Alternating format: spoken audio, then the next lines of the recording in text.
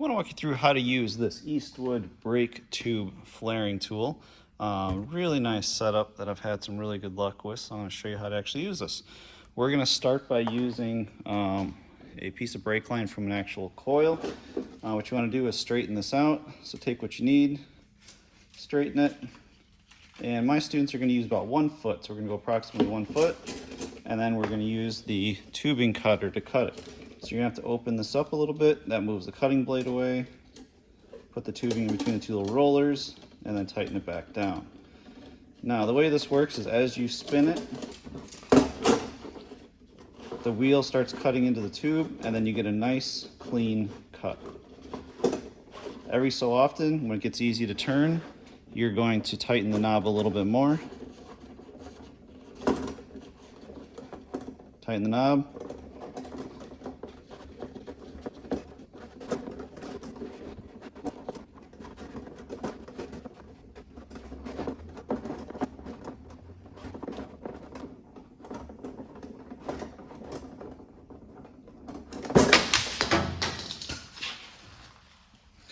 And then eventually this piece will come off. I'm going to move the spool of wire, and now we're left with about a 1 foot piece, and that's what we're going to use for our practice. Now, if you're doing this on the car for real, you do want to make sure you take your brake line fittings, put those on before you do your flares. Otherwise, you end up with a brake line that you cannot put your fittings on because both ends are flared. So make sure you don't forget to put those fittings on if you're doing this for real.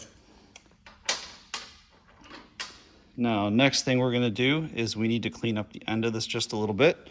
So we're going to take this tool which deburrs it, gently twist in that end, and then in this side, same thing. And that's going to put a little bit of a radius on the inside. Now we're ready to move over to our tool right here. So we're ready to start putting our first flare on the end of our brake line. There are different size dies depending on the diameter of your brake line. So there's several different options in the kit. We are going to use the 3/16 die. So we're going to pull this pin back, open the clamp up. We're going to take this die. Now we're going to be using the side that has a little angle on it, a little chamfer.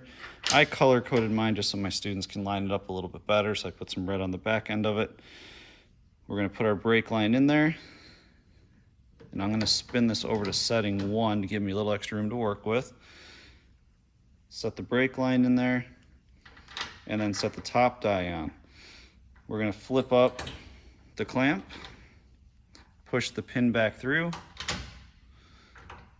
and now I'm just going to gently tighten this down, very, very gently, just to kind of hold it in place. Now I need to make sure my brake line is flush with the end of the die. So I'm going to zoom in here real close. So we move this to setting 1, which is simply a flat piece of metal. And then as we get to fitting 2, that's going to do the bubble flare, and then fitting 3 will end up doing the double flare.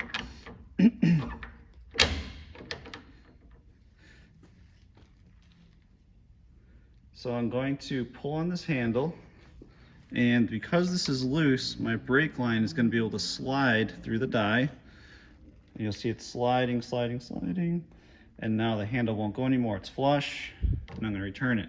Now I need to tighten this down. You do have to tighten it down pretty good.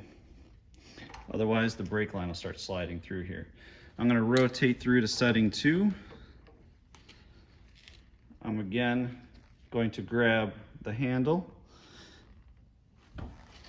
and we're going to pull on this handle, and you're going to see it. It's pretty tough to pull on. You'll feel it stop, and then we're going to let it go.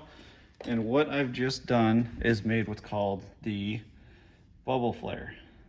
So it kind of bubbled it out. The next phase, when we go to step 3, it's going to push it in and invert it, and we'll create the double flare. So it's going to kind of squash it down and push the top down inside of it. So I flipped this to setting 3. I'm going to pull on the handle again, and you're going to see that one right there push in. You'll feel the handle stop, and let it go. And now I've made my double flare. Gonna release it, take the handle, loosen it up, pull the pin, flip it over, and now I can take the top die off, and now we've made a very nice double flare on our brake line. Now again, if you were doing this for real, make sure you put those brake line fittings on, because once you flare the other side, there's no getting these on at that point. So if you need two of them, put two of them on there if you're trying to make a connection. But that is how you make a double flare with this Eastwood tool. Leave me some comments if you got questions.